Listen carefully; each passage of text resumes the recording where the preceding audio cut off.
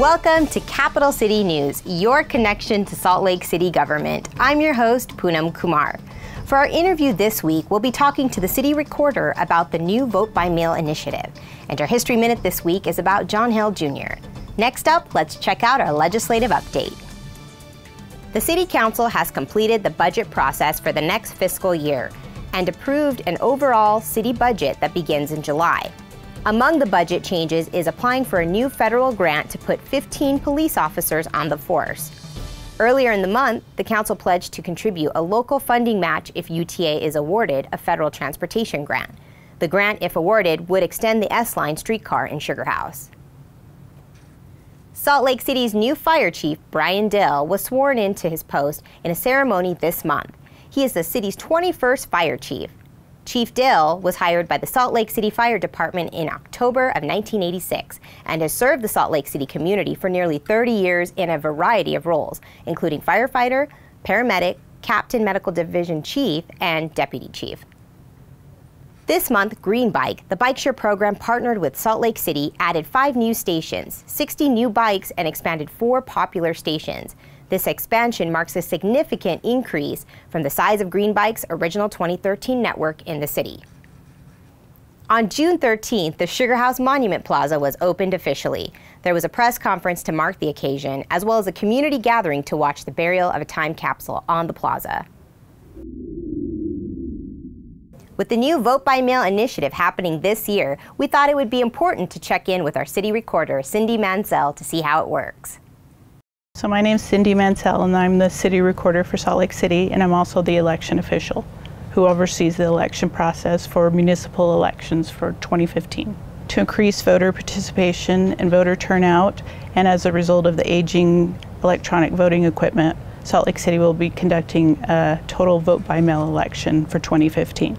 Every registered voter will receive a ballot in the mail, and they'll be able to vote in the comfort of their own home and mail it back in a postage-paid envelope, or they can drop it off at one of the 4 vote centers on Election Day, or the Salt Lake County building, or the Salt Lake City building. The traditional polling locations will not be available this year. Voters, if they do not want to vote by mail, will be able to go to one of the 4 vote centers. If you're unsure whether or not you're registered to vote, you can go online to the Salt Lake County website and check, or you can give Salt Lake County a call, or you can go down there, or you can register on Election Day at one of the 4 vote centers. Vote by mail, it starts in Salt Lake City in 2015. Look for your ballot 28 days before August 11th or 28 days before November 3rd. And now it's time for our History Minute. Many exceptional artists have hailed from the great city of Salt Lake, but perhaps none had a greater influence on the look, feel, and energy of their specific generation than John Held Jr. Born in Salt Lake City in 1889, John Held Jr. had but minimal formal education in the arts, studying only briefly under the famed sculptor Mahonry Young, the grandson of Brigham Young, whose work includes This Is the Place monument. But John Held Jr.'s true talent lie in illustration, and by the age of 15, Held had already sold his first piece for publication, and soon after that, he went to work as a cartoonist for the Salt Lake Tribune. A short time later, Held packed up and relocated to New York to further explore his artistic endeavors.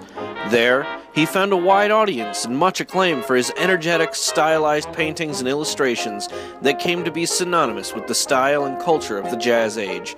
His stark and manic depictions of flappers, musicians, lovers, and drunks leapt from the pages of such iconic publications as The New Yorker, Vanity Fair, and Life, just to name a few.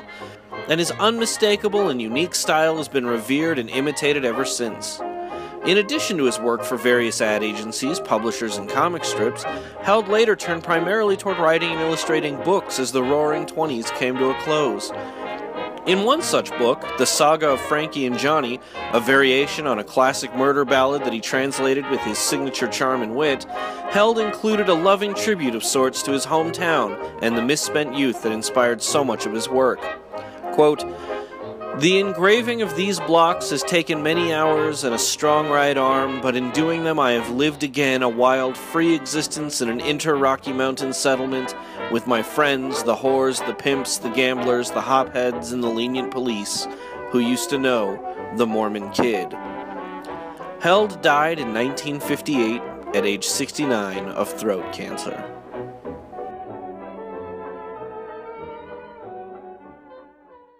That's it for this week's Capital City News, your connection to Salt Lake City government. Be sure to tune in next time to keep up to date on what's happening in the city. For Salt Lake City TV, I'm Poonam Kumar.